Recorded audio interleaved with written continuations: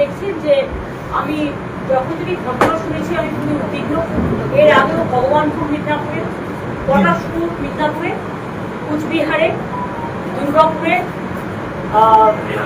বেহালায়, দিনহাটায়, পানিহাটিতে অনেক জায়গায় অনেক মেয়ে ধর্ষিতা হয়েছে।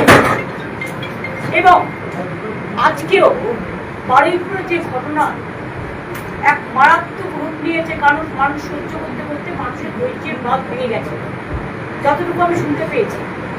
আর আমি কোনোদিন জীবনে কোনো দাঙ্গা হাঙ্গামা করার পছন্দ করি না এবং করিনি। আমি ভেবেছিলাম আমি তাদের পরিবারে একাই যাব এবং গিয়ে তাদের শোকসন্তপ্ত পরিবারের সাথে একটু দেখা করবো, তাদের কথা শুনে আসবো।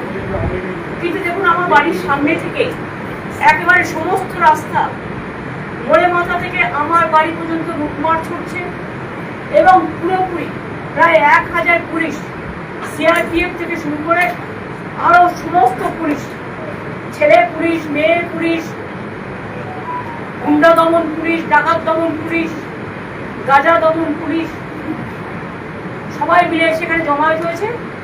কি না তো আমাদের নাকি নজরবন্দি করে রাখা হয়েছে, আমি শুনছি হাউস অ্যারেস্ট করা হয়েছে, মুখে না বললেও এটা তো সেটাই প্রমাণ হয়। এমন কি ঘটলো যে আমার বাড়ির সামনে লুটপাট করতে হচ্ছে? এখানে তো কোনো 144 ধারা নেই।